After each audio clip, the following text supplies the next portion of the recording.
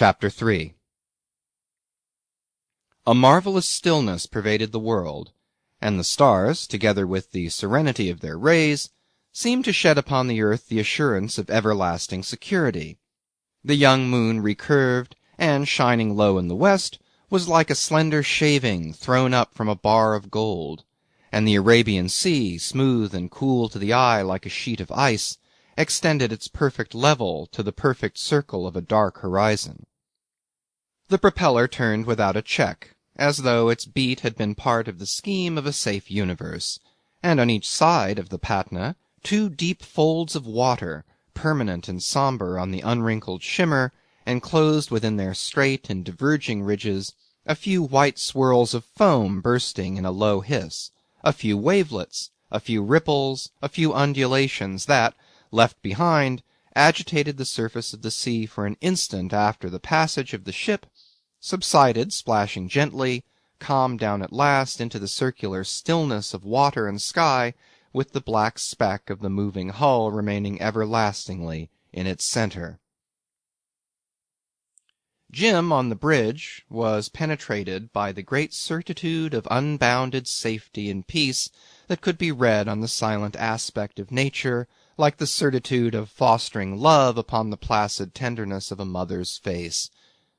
Below the roof of awnings, surrendered to the wisdom of white men and to their courage, trusting the power of their unbelief and the iron shell of their fire-ship, the pilgrims of an exacting faith slept on mats, on blankets, on bare planks, on every deck, in all the dark corners, wrapped in dyed cloths, muffled in soiled rags, with their heads resting on small bundles, with their faces pressed to bent forearms, the men, the women, the children, the old with the young, the decrepit with the lusty, all equal before sleep, death's brother. A draught of air, fanned from forward by the speed of the ship, passed steadily through the long gloom between the high bulwarks, swept over the rows of prone bodies. A few dim flames in globe lamps were hung short here and there under the ridge-poles, and in the blurred circles of light thrown down and trembling slightly to the unceasing vibration of the ship, appeared a chin upturned, two closed eyelids, a dark hand with silver rings, a meagre limb draped in a torn covering, a head bent back, a naked foot, a throat bared and stretched as if offering itself to the knife. The well-to-do had made for their families shelters with heavy boxes and dusty mats. The poor reposed side by side with all they had on earth tied up in a rag under their heads. The lone old men slept, with drawn-up legs upon their prayer carpets, with their hands over their ears and one elbow on each side of the face. A father, his shoulders up and his knees under his forehead, dozed dejectedly by a boy who slept on his back, with tousled hair and one arm commandingly extended. A woman, covered from head to foot, like a corpse, with a piece of white sheeting, had a naked child in the hollow of each arm. The Arab's belongings, piled right aft, made a heavy mound of broken outlines, with a cargo lamp swung above and a great confusion of vague forms behind. Gleams of paunchy brass pots, the footrest of a deck-chair, blades of spears, the straight scabbard of an old sword leaning against a heap of pillows, the spout of a tin coffee-pot. The patent log on the taffrail periodically rang a single tinkling stroke for every mile traversed on an errand of faith. Above the mass of sleepers a faint and patient sigh at times floated, the exhalation of a troubled dream, and short metallic clangs, bursting out suddenly in the depths of the ship, the harsh scrape of a shovel, the violent slam of a furnace door, exploded brutally, as if the men handling the mysterious things below had their breasts full of fierce anger, while the slim high hull of the steamer went on evenly ahead, without a sway of her bare masts, cleaving continuously the great calm of the waters under the inaccessible serenity of the sky. Jim paced athwart, and his footsteps in the vast silence were loud to his own ears as if echoed by the watchful stars. His eyes, roaming about the line of the horizon, seemed to gaze hungrily into the unattainable, and did not see the shadow of the coming event.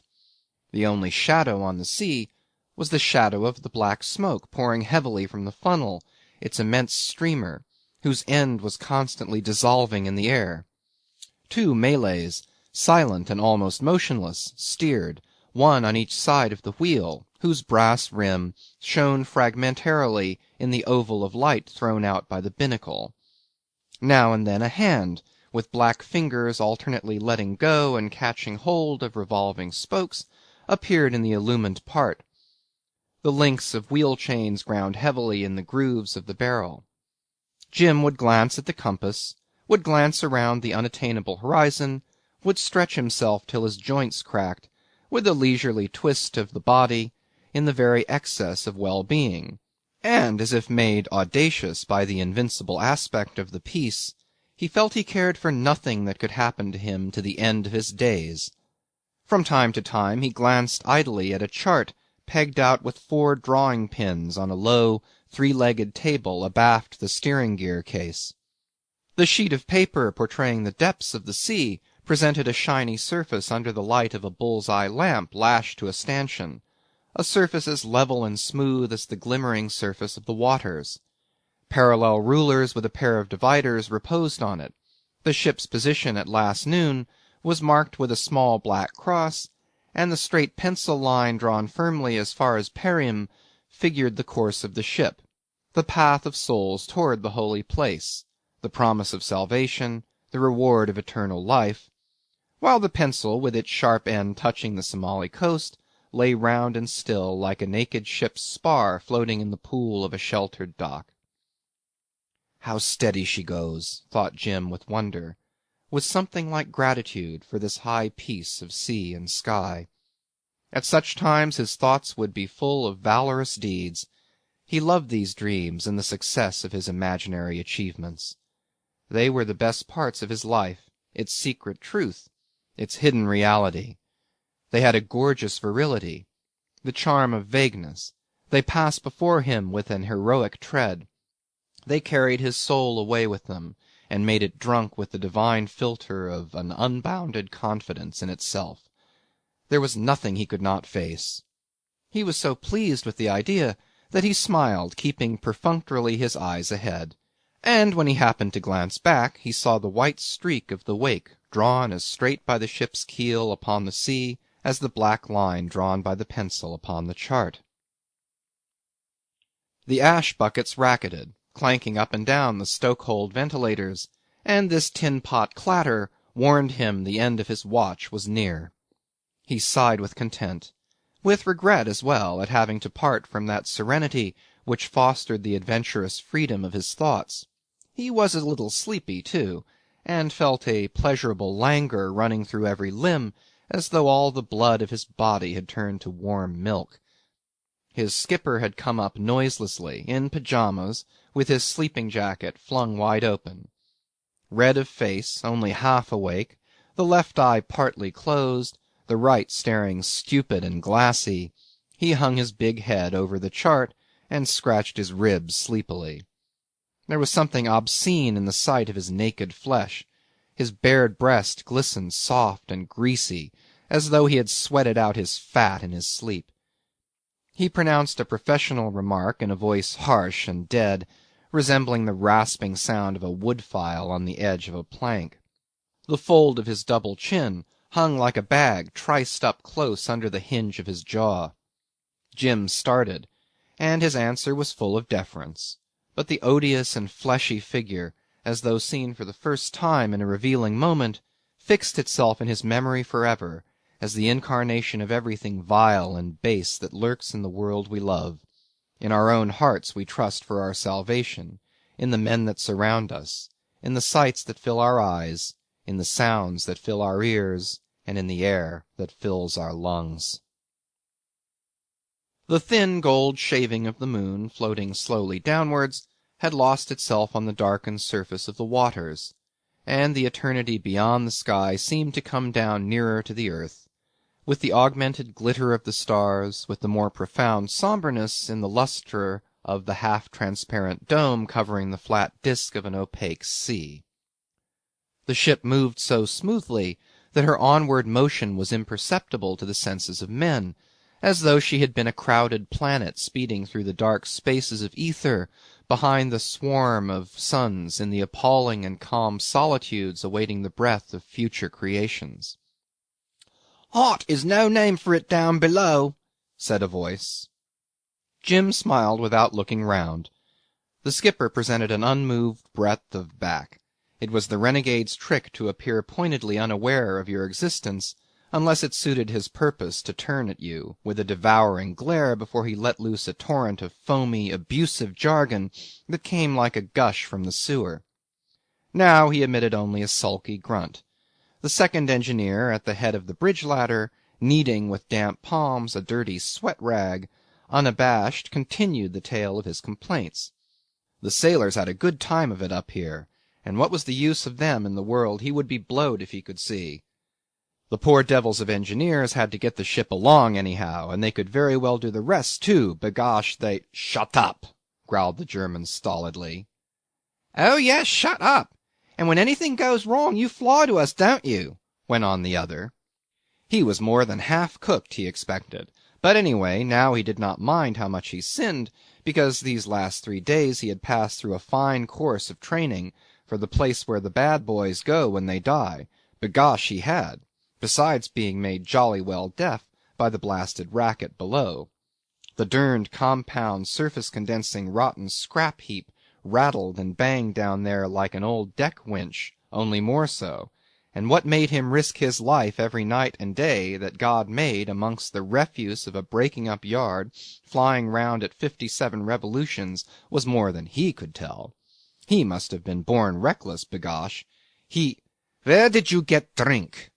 inquired the German, very savage, but motionless in the light of the binnacle, like a clumsy effigy of a man cut out of a block of fat. Jim went on smiling at the retreating horizon. His heart was full of generous impulses, and his thought was contemplating his own superiority.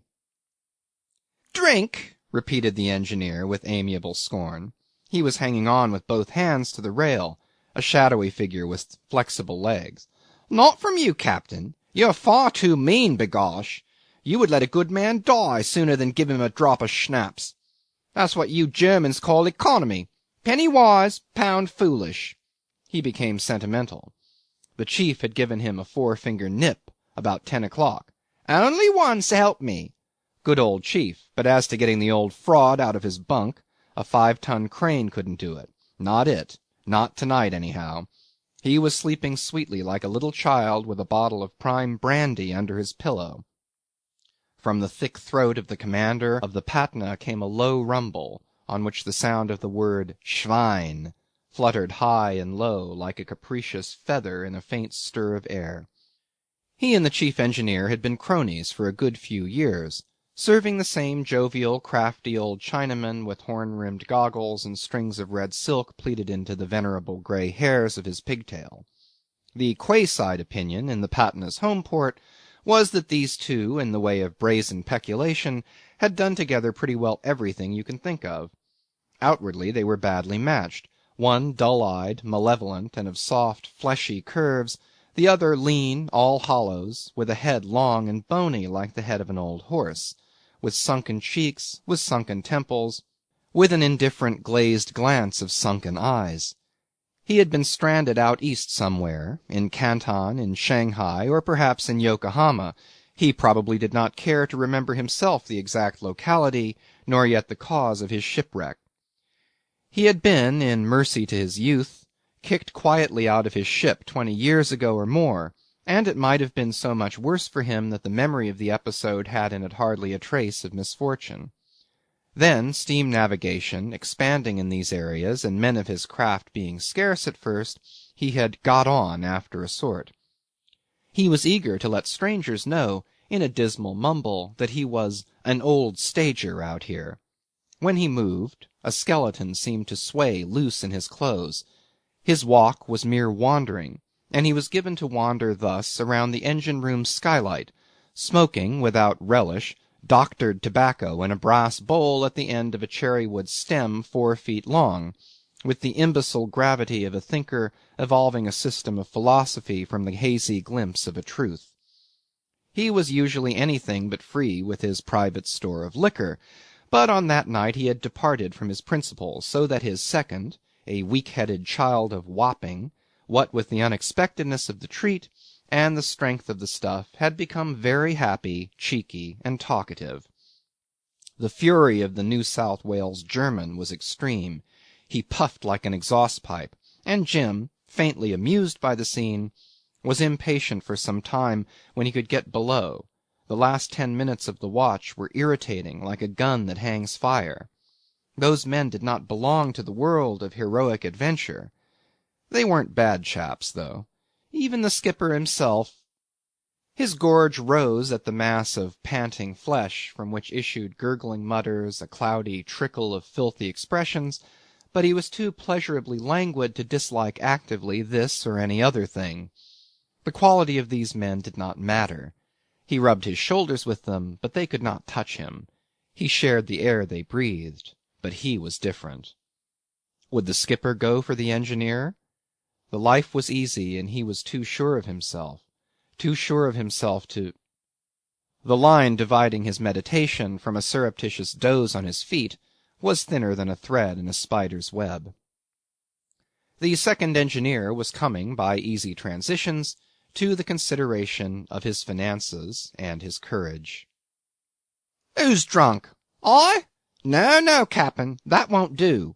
You ought to know by this time the chief ain't free-hearted enough to make a sparrow drunk, b'gosh. I never been the worse for liquor in my life. The stuff ain't made yet would make me drunk. I could drink liquid fire against your whiskey peg for peg, b'gosh, and keep cool as a cucumber. If I thought I was drunk, I would jump overboard, do away with meself, b'gosh. I would, straight. And I won't go off the bridge.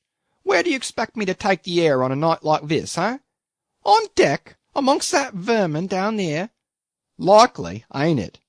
And I'm not afraid of anything you can do." The German lifted 2 heavy fists to heaven and shook them a little, without a word. "I don't know what fear is," pursued the engineer, with the enthusiasm of sincere conviction. "I'm not afraid of doing all the bloomin' work in this rotten hooker, b'gosh. And a jolly good thing for you that there's some of us about the world that ain't afraid for their lives. Or where would you be? You and this old thing here with her plates like brown paper. Brown paper, so help me. It's all very fine for you. You get a power of pieces out of her one way and another. But what about me? What do I get? A measly $150 a month, and find yourself. I wish to ask you this respectfully, mind. Who wouldn't chuck a dratted job like this? 'Tain't safe, so help me. It ain't. Only I'm one of them fearless fellows." He let go the rail and made ample gestures, as if demonstrating in the air the shape and extent of his valour. His thin voice darted in prolonged squeaks upon the sea. He tiptoed back and forth for the better emphasis of utterance, and suddenly pitched down head first as though he had been clubbed from behind. He said, "Damn!" as he tumbled. An instant of silence followed upon his screeching. Jim and the skipper staggered forward by common accord, and catching themselves up stood very stiff and still, gazing, amazed at the undisturbed level of the sea. Then they looked upward at the stars. What had happened? The wheezy thump of the engines went on. Had the earth been checked in her course? They could not understand, and suddenly the calm sea, the sky without a cloud, appeared formidably insecure in their immobility, as if poised on the brow of yawning destruction. The engineer rebounded vertically full length, and collapsed again into a vague heap. This heap said, "What's that?" in muffled accents of profound grief. A faint noise as of thunder infinitely remote, less than a sound, hardly more than a vibration, passed slowly, and the ship quivered in response, as if the thunder had growled deep down in the water. The eyes of the 2 Malays at the wheel glittered toward the white men, but their dark hands remained closed on the spokes. The sharp hull, driving on its way, seemed to rise a few inches in succession through its whole length, as though it had become pliable, and settled down again rigidly to its work of cleaving the smooth surface of the sea. Its quivering stopped, and the faint noise of thunder ceased all at once, as though the ship had steamed across a narrow belt of vibrating water and of humming air. Chapter 3